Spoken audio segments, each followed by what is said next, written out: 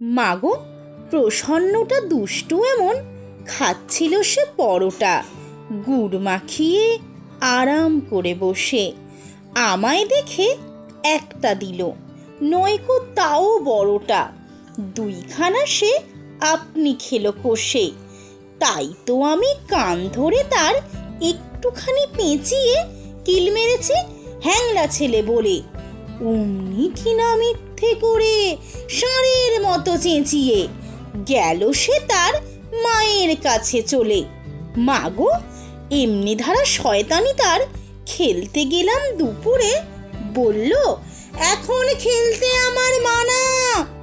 ঘণ্টাখানেক পরেই দেখি দিব্যি ছাতের উপরে ওড়াচ্ছে তার সবুজ ঘুড়িখানা।